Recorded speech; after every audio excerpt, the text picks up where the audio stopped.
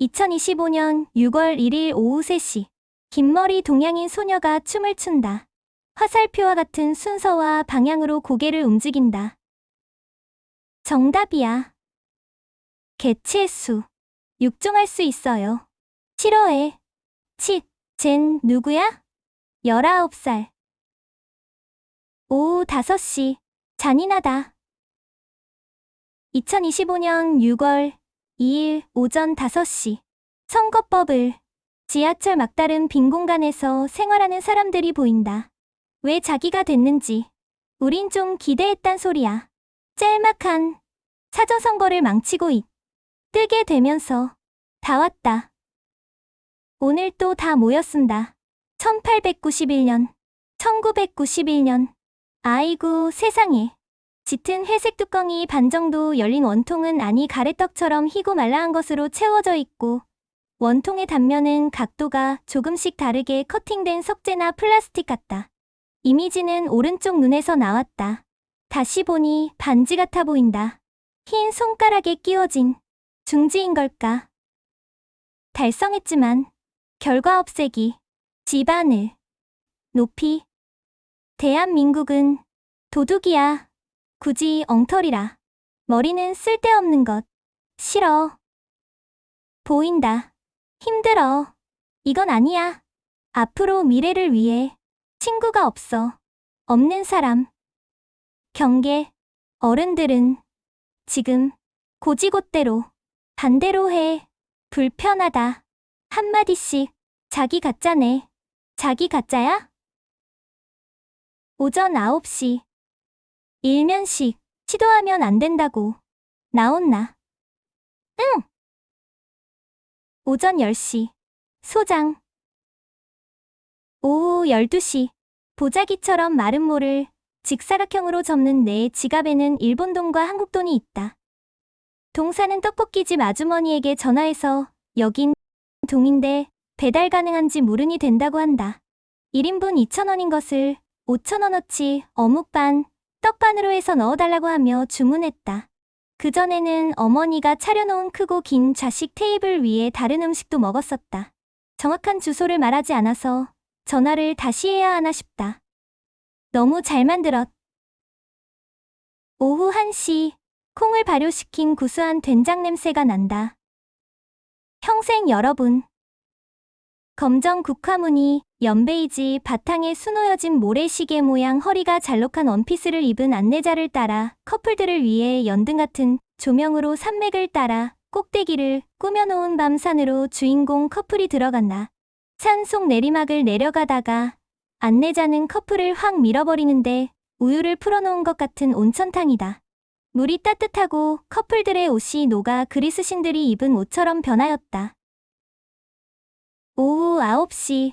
여가수처럼 생긴 사람의 집에 숙박을 하고 있다. 좀 오래된 고택인데 규모가 있고 고관대작이 살았을 법한 한옥이다. 방이 3개 있는데 나는 가운데 안방에서 잔다.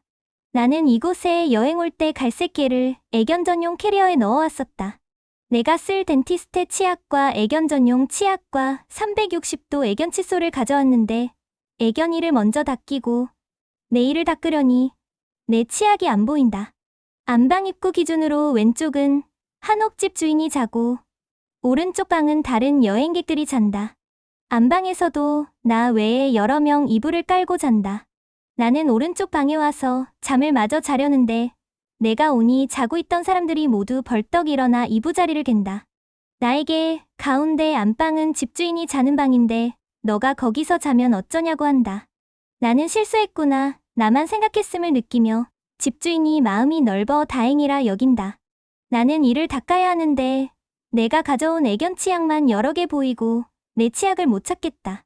나에게 말한 오른쪽 방에서 자던 젊은 여자가 자신의 사람용 치약을 흔쾌히 빌려주었다.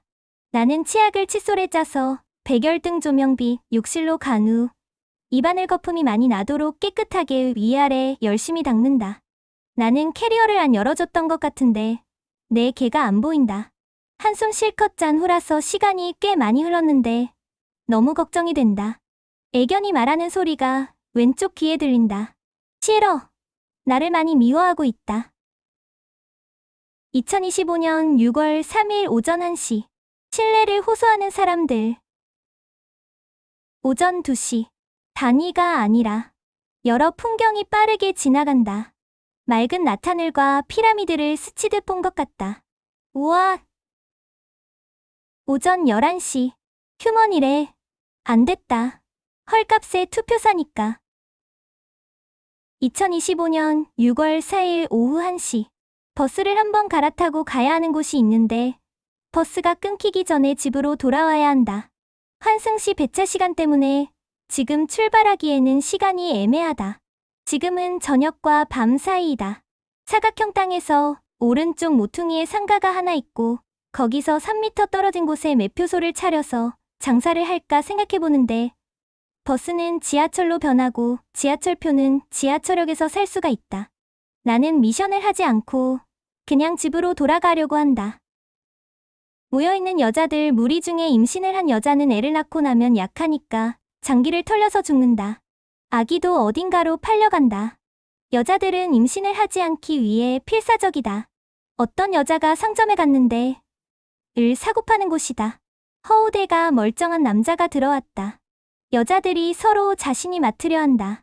여자는 가게에서 나와서 길을 걷는다. 그런데 그 가게에 있던 들이 우르르 다 보도로 쏟아져 나온다. 여자는 무슨 일인가 싶어 다시 그 가게로 가보니 거기서 제일 위치가 높은 흑인 남자가 새로운 남자 손님을 좌석이 둥근 가죽으로 된 가벼운 의자에 앉혀놓고 우로를 준다. 는 힘이 좋아서 남자를 선호하는 것 같다. 여자는 그것을 보며 도 없이 저런다고 를 떠올린다. 여자는 길에서 타로점을 잘 볼 것 같은 여무당을 만났다. 여자는 내가 된다. 무당은 나를 데리고 다니면서 전수를 해주다가 반만 알려주고 떠나버린다. 내 방에서 무당과 함께 있었는데 백열등 조명이고 신단처럼 한쪽 벽면에 붙은 긴 높은 장식장 위에 비싸지는 않지만 반짝이고 예쁜 소품들로 꾸며져 있다. 벽면 왼쪽에는 세로가 긴 쪽인 인물화 비율 그림이 걸려 있다.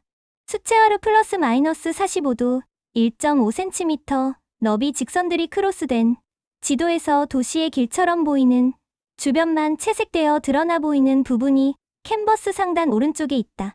주변색은 성운처럼 다양한 컬러가 아름답고 연하게 채색되어 있다. 상단 왼쪽에는 거울이나 표면이 매끈한 물체의 가시 돋은 원에 가까운 반사광이 여러 개 수채 기법으로 표현되어 있다. 상단은 여백이 많고 하단은 농도가 짙게 여백 없이 채색되어 있다.